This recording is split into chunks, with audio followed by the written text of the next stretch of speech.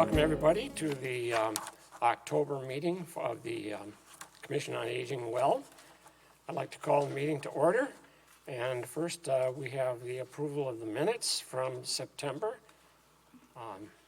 Are there any additions or corrections to those minutes?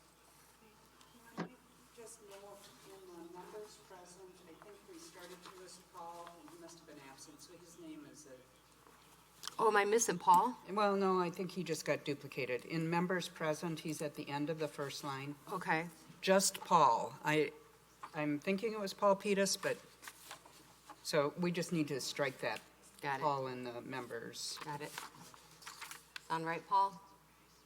Yeah, you can't be in two places at once. You were either there or you weren't there. You were. I was not. Yeah. I really, really wanted you to be here, so I just added you. I know. Thank you. Okay, any other corrections or additions? If not, do I hear a motion to approve with the amendment? I'd move to approve. Do I have a second? Seconded. All in favor? Aye. Opposed? Abstentions? Okay, the minutes are approved. We do not have any public appearances for non-agenda items, so we'll move right to our agenda items. The first one would be the Code of Conduct. Okay.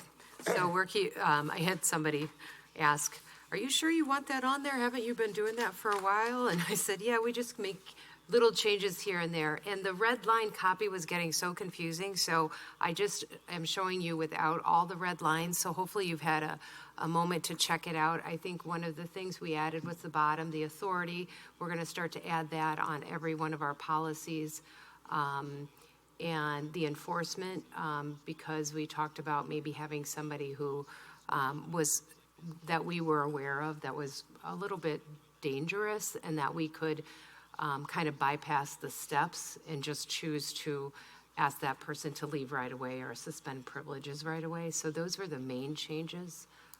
So again, I'm fine. We keep fixing this until it looks perfect.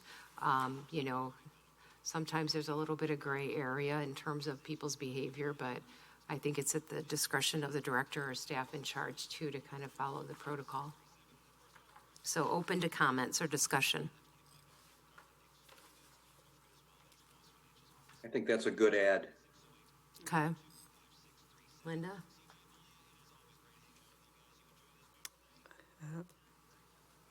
I'm wondering, I read this, and first you say that the conduct will channel to the director of staff in charge who will follow the steps below. Okay, that's clear. Mm-hmm. And then in the next, the bolded paragraph to us, the director of staff in charge to determine what step of enforcement. And I think what I heard you say, you're not determining what step, you want to bypass some steps if necessary. Is that what? And I don't know, maybe it says the same thing. So the first one, yeah, and maybe that bolded needs to go up to the top. So that bolded part is just if reinforcement, if the behavior is causing an immediate threat, that we can ask that person to leave right away and revoke their privileges. So, but I can put that up there so it kind of flows with the first statement, if that makes sense.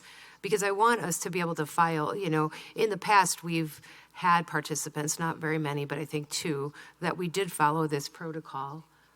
But their behavior wasn't dangerous. And I think that this came up because we did have a client who was a convicted murderer, did his time, and wanted to come to the center, but there was still some behavior concerns that were being exhibited. So if this particular client came in and, posed a serious threat, we want to be able to say, you need to leave right now without warning. And I agree. I'm just wondering if determine what step is necessary is the same as bypassing steps. Yes. Is it the same? Which Yes. does flow into the next Perhaps the next statement, you would contact the police if necessary to, Oh, for sure, yeah, yeah. so bypassing. So are you saying I should add the word bypass maybe to bypass stuff? Does that make it more clear? It would be, perhaps. Is that what you're saying, You know, Linda? that might I wasn't do it. sure. It really does say, if need be, we're going to jump to this action. And that determination has no impact on the other violations. When need be, you're just Right. going to involve. Right. I don't think we need bypass in there, though. I think it's, the way you've worded it, I like the way it's worded. Steph? I also like having it after, this is the normal. That's the procedure. normal procedure, right? And afterwards, I think that the location is correct, that if there's an exception, this is normal, then there's the exception after that. Well, or maybe if I just put, if a behavior exhibited causes an immediate threat to self or others, it will be at the discretion, so you're talking about something unusual, an immediate threat that's going to cause harm to others or self. If I put that first, it sort of puts the emphasis on that, and that would then make sense to say, to determine what step of enforcement is necessary. Are you comfortable with that? That reads better? Yeah, no problem. Like I said, we can work on this for a while. I want it to be clear to everybody, so I can just I flip-flop. like the placement where it's at right Yes. now. Putting it up front seems a little bit strong.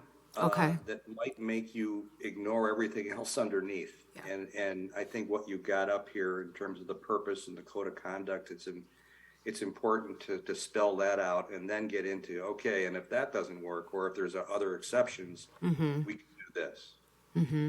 What I heard you saying, though, Jill, was you're not changing the placement, you're just reordering that second sentence. So that in the second sentence, instead of starting with, it will be at the discretion, you're starting with, in the event of an immediate threat. Correct. Yeah, just flip-flopping that sentence, but keeping that bold underneath the normal process.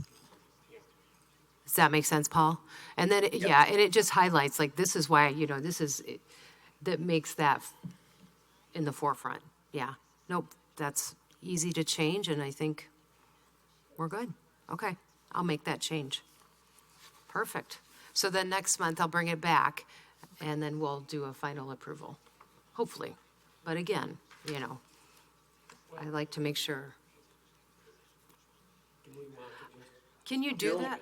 Can we approve it with that change, or does it have to be changed You and approve put the forward minutes as amended. as amended? Okay, I think I we think we could. can approve it. that would be great. As amended. You'll trust that I'll do that. Yeah. I will. Well, You'll check, yeah, okay. Well, you could come in and pretend to exhibit some really terrible behavior and see if I follow the on any protocol. given day, trust me, it could happen. Okay, so that would be awesome. Then we can, put this to rest. So do I have a motion to approve as amended? So I'll moved. approve. Okay. So Paul, Do I hear a second?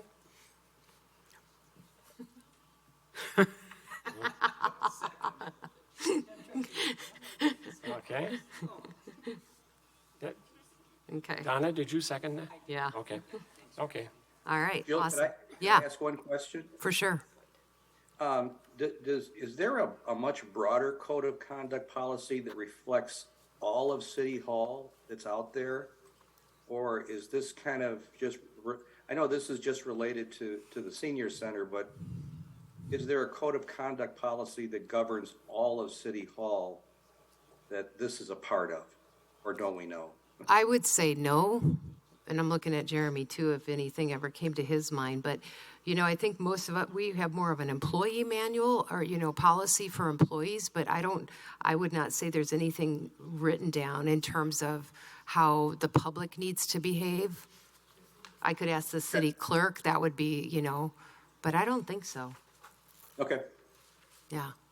I'll check though, Paul, because it's kind of interesting. You know, these are kind of why some of these are being developed, because they're really specific to our center, because there isn't an overriding policy. You know, the brandishing of weapons, the city has those on all the entrance doors. But I don't know if there's anything written along with that policy, so I'll check. Okay, so then we Okay, can, we have oh, a go ahead. motion and approval. Yeah. Do all in favor? Oh, sorry. Aye. Aye. Opposed? Abstentions? Okay, that is passed with the Yay. modifications. Okay. So let's move on to the personal care policy then. All right, so we looked at this a little more closely as well, and I know there was some questions about the memory and sort of being oriented to space and time. And I did a lot of research on like memory care places, and, you know, that policy was not regularly available. Like there was nothing I could really take and sort of incorporate into this. So I took it out there and I just added at the bottom there, the severe cognitive impairment as it relates to orientation of time and place. So this would be an individual that would come in and just be like, what day is it? Where am I? I need to get out of here. You know, and again, these situations, you know, not one size does not fit all, but I think we still need to sort of define what that looks like. Now, they can come with a caregiver of some sorts that can continue to reassure them they're in the right place, or, you know, we're at the senior center. But if somebody comes in and, you know, speaking from experience of, you know, personal experience, to have to continue to answer those questions is a lot on another participant. So if if a client comes in and just really has no idea where they are, that's going to take a caregiver to sort of guide them and reassure them and let them know they're in a good place, or we're going to be leaving here. Because we have had situations of people trying to leave the building, or people saying, you know, where am I? Where am I supposed to go? What am I supposed to do? Or they move upstairs and we don't know it. So anyway, that's why I still kind of felt like I needed to outline that orientation of time and place. Any comments? I think it looks good. The only thing I thought of looking at this, and I wasn't at the last meeting, so I was just looking at the minutes from all the materials from yesterday. And I think back to my mother's situation when she had dementia and would often become combative. Oh, sure. And not necessarily combative at any individual, but just outbursts of personal frustration. Yeah, they're agitated. I'm wondering if that is a piece of this personal care policy. You know, that's interesting, because it could kind of go both. You know, the combativeness could almost go in the code of conduct. Yeah. You know, and so then it would kind of apply that way. But I think that we can add combative in there too, because again, you know, that combativeness is coming from a different place, from someone that just can't, you know, control that or understand where it's coming from. So the code of enforcement for that combativeness would be different. Right. You know, it would be more, you know, you can't come back because of your combativeness. It's going to be, you can come back, but you have to have a caregiver, you Right. know, or you have to address this with maybe some medication that is, you know, given maybe before they come, or, you know, just a whole conversation. So I wouldn't be opposed to adding combativeness. Anybody else? You talking about one of the bullet points then? I think so. Just make it its own bullet point.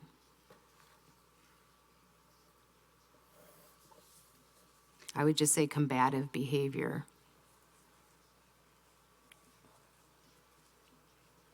Would this be a situation as our previous one where we could approve it with this amendment? I think Jill did embed or make the changes recommended at the last meeting are incorporated here, so I would be comfortable moving forward with approval as amended. All right. Okay, do I hear a motion to approve it with the addition of the last bullet point? I would make that recommendation, yeah. Or I would move to approve as amended. Okay, do I hear a second? Second. All in favor? Aye. Aye. Opposed? Abstentions? Okay, that one is passed too. We got both of those passed. Very Thank good, you. everybody. Well, That's- good work, Joe. No, Thank you. but I appreciate your input, and I'm going through a lot of policies right now, so you might see some more coming down the pike. Okay. Yeah, We don't have a representative from the Friends right now. Oh, right. Pam may come later. So do you want to move right to the director's report? And if Pam makes it, she can report? yeah. And if she doesn't, I'll highlight a few things, because I was at the Friends meeting last week, and I thank them for, they paid for the Red Hot Horn Dogs for our National Senior Center Month, which was very generous of them. And always around this time of year, I put some funding request proposals forward to them, which is they pay for a meal for Veterans Day for a veteran and a significant other. And so they'll pay full for the meal from the county. And then we ask for money for emergency meals, and that is to send non-perishable boxes of food to participants that get home delivered meals, and possibly some congregate clients that in the event we are unable to deliver because of weather, that they have an extra meal or two at home. The closure policy for the senior center is, in the old days, we used to shut down completely when Oregon schools closed, but now we only cancel the meal program because that happens in the morning. We don't want drivers on the road, people's driveways aren't plowed. But all of the other programs and services at the center will remain open unless determined by myself or an instructor who says, I'm not coming in today. So, because we started to find as time went on, when we shut down by, 11 or 12, the weather was perfect and people didn't know why all their classes got canceled. And it really was driven by MATC. When we used to have a lot of MATC classes, they didn't shut down, we shut down, and it was very confusing. So now we just shut down the meal program. Hence, we send an emergency meal to the clients. So the Friends have always contributed towards that expense, and then Mandy goes to the store and buys all the stuff and packages it up. Other things that I've asked the Friends to pay for, and they've done in the past, is a meal delivered on Thanksgiving and Christmas. That comes from a different provider, and there's a lot of folks that don't go anywhere over the holidays and might not have anybody come over, and so we want to make sure that they have a meal over the holidays, so they will then pay for the cost of that too. So those are the costs that I brought forward to the Friends. And it was nice, they had 3 new board members introduced. Kathy Tallett, Pam Yoder is going to sit on the Friends, as well as the commission, so she'll be the new liaison. And then Carolyn Hook is also going to serve on the Friends. So that was nice to see some new faces. So, yeah. So that's the Friends report. So I can, Now it's the director. now it's my report. It's a lot of talking. So as I mentioned, the Senior Center Month event was a success. It was cold, but people came out and they danced and they danced. And the band started at 6 and they took a break around 7:15 and it was dark. And I'm thinking, all right, that's a wrap. Everybody's going to go home because it's cold. And nope, people stayed and they danced till 8 o'clock. And it was really fun. And it was... I think the most fun is, there was a couple that were walking home from the Great Dane, and they were retired, and they just followed the music. And they're like, what is going on here? And we're like, oh, it's just a party at the senior center, just another day. So, we got to tour them, and they stayed for a while. And then it happened, there was another woman too, and people brought friends that had never been to the senior center. So it's always a good marketing tool when you add a really fun band and you add a little bit of beer and people had fun, and it was just a lot of fun. Oh yeah, you were cardio drumming, weren't you? And before the band started, the hour before the band, the cardio drumming group had their stuff out there with the drums and the drumsticks, and then they would grab people out of the audience to come up and try it, and it was a lot of fun. I did it, my wife did it.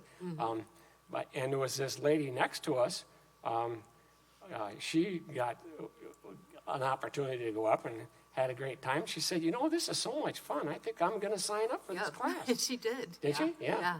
Yeah, there was a moment I was like, who needs the Red Hot Horn Dogs? People were having so much fun with the cardio drumming. And of course, Mandy has that charismatic, grabbing, men.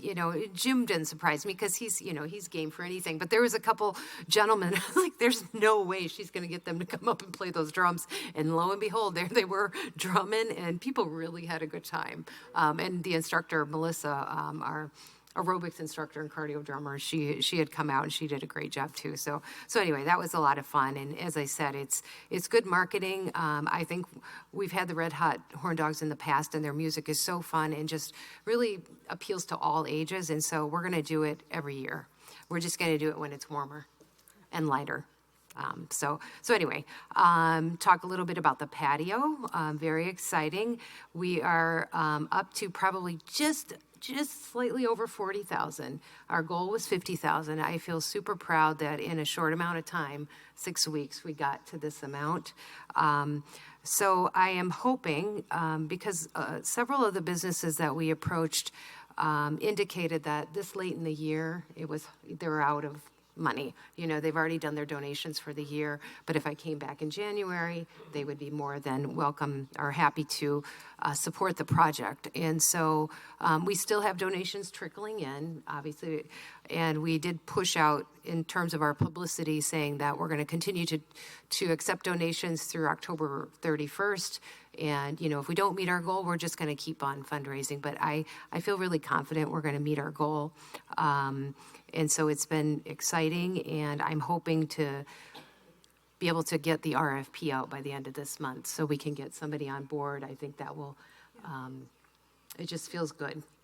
So thanks for everyone that donated. We're going to start to put the thank yous out very soon, recognizing all the donors and the businesses. I can say that Park Bank at this point donated, Brown Sales, North Star Research Group, Summit, and then there's the big donor, the anonymous donor. I'm waiting to see when that particular donor wants to be recognized, so that will come out soon too. They did the $10,000, so that really boosted this up. But I was saying to City Council, I was really proud of the fact that almost $25,000 came from participants, and I thought that really says a lot about people's connection to the senior center. And I feel really proud about that. So thank you all who donated. I know many of you are sitting here today, and I just appreciate the support. So I'll keep you updated on that. Program-wise, lots going on in October, so I won't go through the newsletter, but we did, checking on numbers of registrations, and people are signing up. One program I'm excited about is having the presenter come and talk about her experience when her husband was diagnosed in his 60s with dementia. And, this is a group that we're starting to see more of. It's a trend I have not experienced, but in the last several months, we're seeing more of this. And this is a whole different scenario than maybe a caregiver who's in their 80s, who's caring for a loved one. It's different than, someone like myself that's caring for a parent. When a couple retires and all of a sudden you get this devastating news, everything changes. And so anyway, she's going to come and talk about how she got through that, and what resources are available. And the Alzheimer's Association will be there as well to offer some resources. But I think we'll have a good turnout for that. And again, it's something that I'm going to pursue. It might be its own support group because, again, that's a whole different situation when your whole retirement plans just got dumped on, and your whole life is going to change because of that diagnosis. So anyway, other good programs going on in October. Edgewood student nurses are here. They're connected with clients that need just a little extra TLC. It's kind of a win-win because they get to sort of experience working with older adults. And we try to, connect them with adults that have more needs. And also for the older adult, it's a really nice to have that extra attention. The staff was at the Novation Commons. I'm segueing into Town of Madison annexation because that is literally just about 2 weeks away, which is just crazy. I was here 20-some years ago when they said they were going to annex the town of Madison, and so it's very strange that it's happening finally.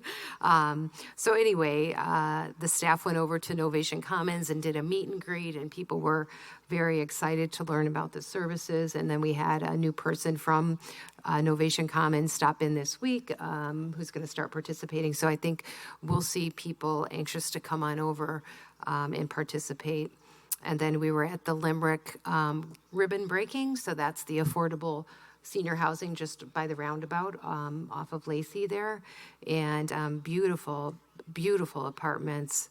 And so I think they have room for 100 or 102 apartments, and then across the parking lot are townhomes, I think for any age, but the apartments are just for 55 plus. And again, they're beautiful, and they take Section 8, and they're just a little more affordable. So looking forward to connecting with them. I think they had about 12 that were already moved in, so they've got a little ways to go to fill it up, but it's nice to have that option. And then on the flip side, I went to the groundbreaking or ribbon cutting of the I can't remember what they're called, Quarry Ridge, the sort of resort style senior living behind Target. Which was amazing, a beautiful facility, and kind of an all-inclusive. It reminded me of a cruise ship. I mean, it was beautiful, and it had these round open that you could look up to the floors, and a waterfall and chefs, and it was gorgeous, and so worth checking out. So anyway, we've got more senior housing in Fitchburg. It's been a long time coming, so that's a good thing. Let's see. Still working with the county on hotels to housing. We're seeing more and more clients and trying to figure out when that money goes away in the spring of 2024, that money pays for their rent. That what are these folks going to do? So staying very connected with the county to see what that plan is.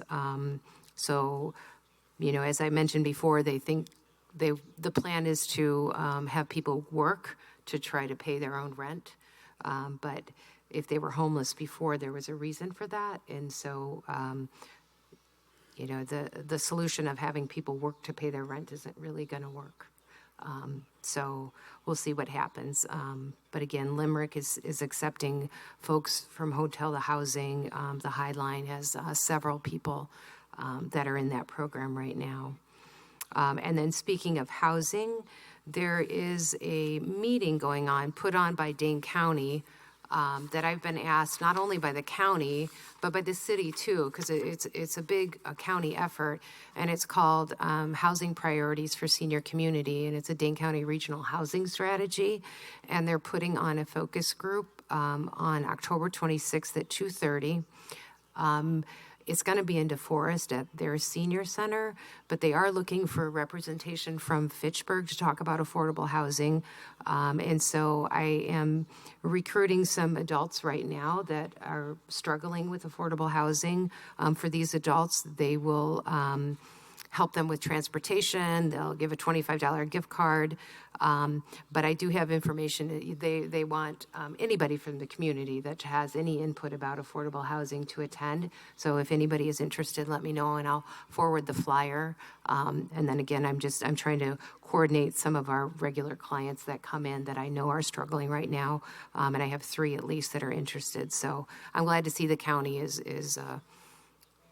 I guess, trying to figure out a way to add more affordable housing or come up with some sort of solutions for that. Let's see, the social workers are starting their Medicare D plans, which is October 15th to December 7th. We usually get a lot of folks that come in. It's a good time to look at your prescription drug plan because oftentimes those plans change. And now is a time to look and see, what medications you're on and what it's going to cost and switch your plans. And so they keep pretty busy. I think they're already full on Tuesday, so people can just schedule an appointment with them. I attended the Dane County Specialized Transportation meeting 2 weeks ago, because at the end of 2023, so during, with the ARPA funding, the American Recovery Plan Act, the county was able to give Fitchburg a second bus. I think I've talked about this before, to transport people to and from the senior center around that lunch hour. Like, so tomorrow, I think I counted 16 people that are coming on the bus for lunch. 16 people is a lot of people for one bus to pick up. So now we have two, so they can split the route. And so it's worked out great, because my goal was always to get these folks here in time for exercise, because a lot of them like to exercise. So it's worked out great, but it does end in 2023. And so I went to the Specialized Transportation meeting, because Dane County funds this transportation. It's technically not even my contract. It's a county contract with the provider.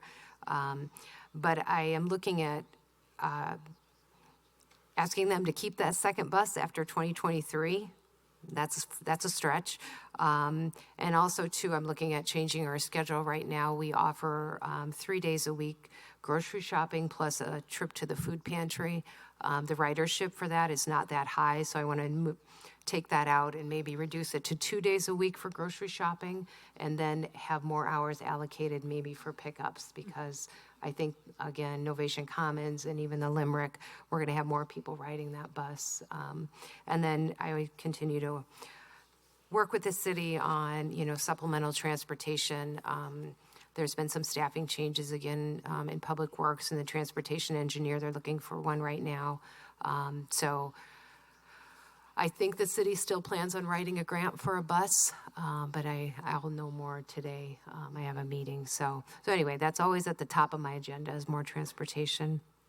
And then Veterans Day is coming up, and that's always a big day for us. And so we always partner with Eagle School. And the kids come over, and this year's theme is about Medals of Honor. Yeah, that's what they're called. Yeah. And so they're going to do posters about different medals that veterans are awarded. And then we're also they're called Quilts of Valor. And this is a nonprofit organization that makes these beautiful quilts for veterans. And they're kind of personalized based on which division they served in. And so we'll be sending out information about that. You just have to fill out a one-page application. And then at lunchtime after the program, they will award the veterans these quilts. And we did it last year, and the quilts were really amazing. And it was just kind of heartfelt. So we'll be doing that too. And then we'll be working with the city, because the Veterans Park up the road, I don't know if they'll have their gazebo done, but they're going to do I think an opening. They've done a lot of work up at Old City Hall at the Veterans Park. And so we'll be inviting people to go up there for, maybe it's a ribbon cutting sort of event that they're having, I think, with all the things that they've done up there. So there's been a lot of work at that Veterans Park, and a really dedicated group of volunteers doing that. And then lastly, I want to talk about the focus group that the Plan for Growth committee. And so Linda's on that, Barb's on that, and then Nan Hoffman. And this Plan for Growth committee, we just meet monthly, and it kind of ebbs and flows, but we really just are trying to look at the future and the vision of the senior center and where we're headed. And so I'm going to let Linda talk a little bit about this amazing group of people that she pulled together very quickly, and we met this week. So, and I'll back up a little. Initially, our focus groups, we decided that we wanted to do two different focus groups. And initially it was of users and non-users. And so we put non-users, obviously, are the hardest people to attract, because you can't advertise in the newsletter, because then they know about us. So you're really looking for people that don't really have a clue, or just, I wouldn't come to the center. So we put something out on Nextdoor. Something's coming out in the Fitchburg Star this weekend. And we're hoping to get some people come forward. But then Linda had another group that she pulled together, which was pretty cool. So if you want to talk about that. It's a focus group of people who are primarily professionals in business that are either, the ones who showed up anyway. We did have the one person from the healthcare industry. And I wanted to just explore generic trends in aging, not necessarily as they relate to the Fitchburg Senior Center. And so we did have a person who had started some ad agencies in Australia, sold it to DDB in New York, worked on Atari and Polaroid campaigns when he was in New York, went to Harvard and Columbia and was an executive coach, worked for Pleasant Rowland. I mean, a really long history. And so he does business coaching. He had a radio talk show on business with Ian McFarlane. Person who spent 40 years in advertising, former chief marketing officer from Hebing Group. He was involved. Person who started the Boomer Group, the Boomer Group, and he used to work for CUNA. Now he does a magazine for boomers. Bob Shaver, former faculty with me, program director at Fluna Center in Executive Education. And then on Zoom, we had Tina Hallis, who PhD in bioorganic chemistry. She used to work for a company that was acquired by Thermo Fisher Scientific, became a motivational speaker on the topic of the impact of positivity, primarily on your education, on your aging. And a little bit, she didn't get into epigenetics, but that is the science of how your environment and your diet and your behavior can cause genes to turn on or off. So you don't always need to get a drug to be able to get better at something. You can change other things. And so she came into the focus group from that perspective, really how people who expect to have a lot of the cures just handed out to them, they don't look at the whole person. So she really, and that's kind of what Zorba Pastor really focuses on too. So that was one of the trends. It's the whole person emphasis as opposed to looking at, I am a person with dementia. Yeah, that's one dimension of who you are, but it's not the whole person. There was some discussion on trends in terms of technology and how you've got different segments of society that are very comfortable. For example, with Zoom came up because Ian now is in his 80s, and the other people were 55 to 75 in age range. So there were different perspectives on how that affects their wellness and their aging process. And one of the things I did want to explore too was just our mission statement is that we provide services for people from vibrant to frail populations. So it's a bunch of different kind of people, but we weren't sure that we actually communicate that in our image. So I just had them give me their first gut reaction to the term senior center. Nothing else, just what's your gut reaction? Barry's first reaction was death. One word, death, or dead. And the other people, because as I said, to them, senior center is either assisted living or it's an adult daycare. And so it's really hard to do some of the things that Jill's talking about when the image of that term, senior center, has carries some baggage. And these are the terms.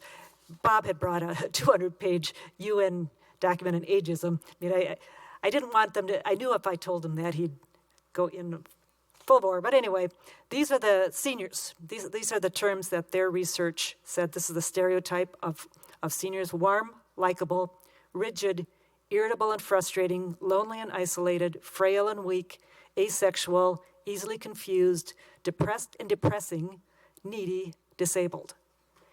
And that's just a challenge that we face, and also trying to get non-users to come into a focus group. If this is the perception they have before they even set their foot in the door, how do we solve this? It's a perceptual problem, but it's real. And so that is kind of what the Plan for Growth Committee we're looking at. How do we deal with some of the both real and perceptual issues, or this is something you haven't brought, maybe we don't try to have that range from vibrant to frail. It could be a change in mission statement, because right now, we're not, one or the other, there's some inconsistency in that mission statement versus what the population at large thinks. And so we still haven't done the report on that. I have to listen to get the recording from Jeremy so I can listen to it one more time and do a report.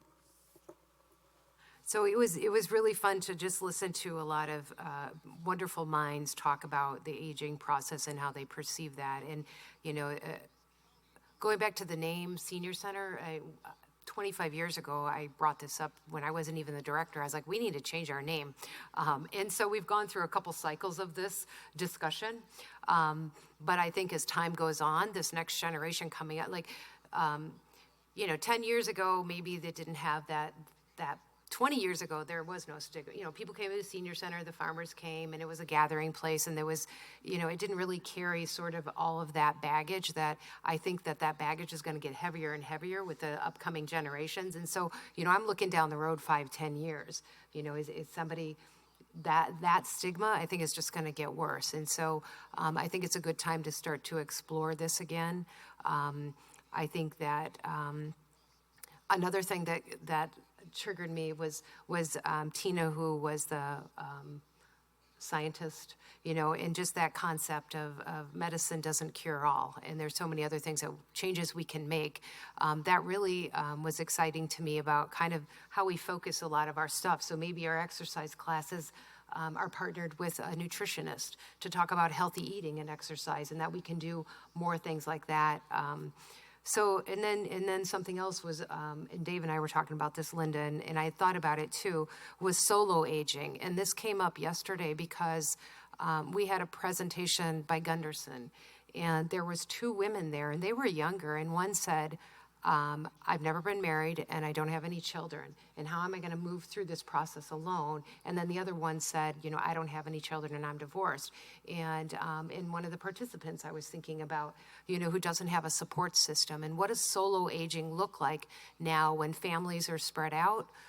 Where do they go for some support when they need it? And so just a lot of, I think, fun things to tackle moving forward. So yeah.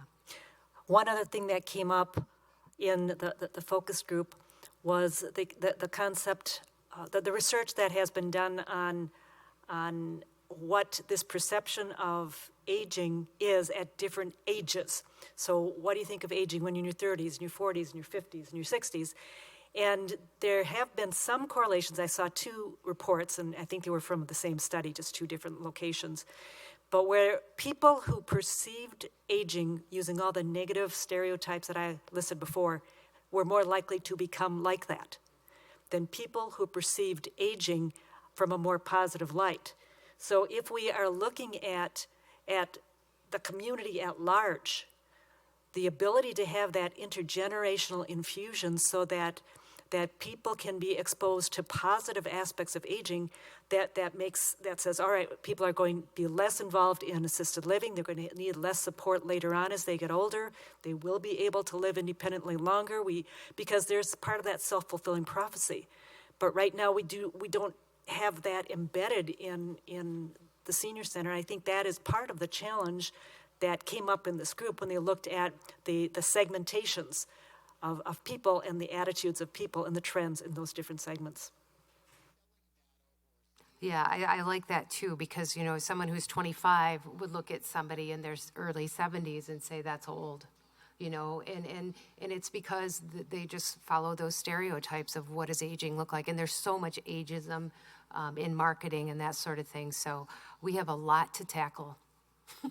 not just at the senior center, but the whole society. But it's fun and it's kind of exciting, and so we'll just kind of continue down this path and put together a plan after this focus group, and hopefully we'll get somebody. I'm hoping within the Fitchburg Star, somebody will be like, yeah, I didn't really know there's a senior center, but I am getting older and I'd like to know what that's about, or I don't want to be part of it, but I'll tell you what I think. Whatever, we'll take them.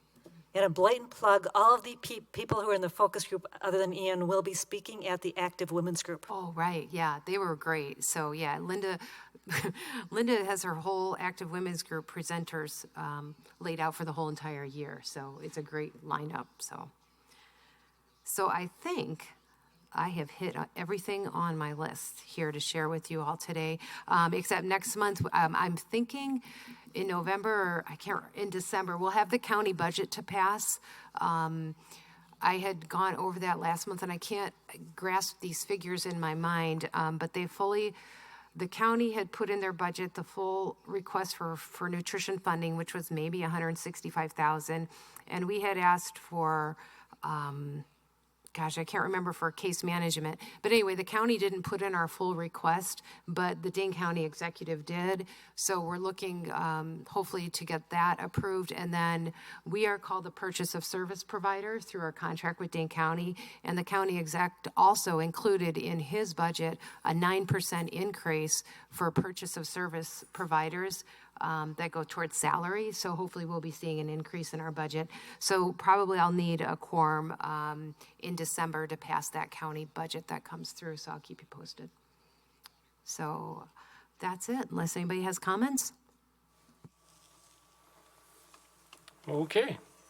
So our next meeting is going to be November 10th. Are there any other announcements anybody wants to make before we adjourn? Okay, do I hear a motion for adjournment? So moved. Do I hear a second? Seconded. All in favor? Aye. Aye. Opposed? Meeting adjourned. Thank you, everybody.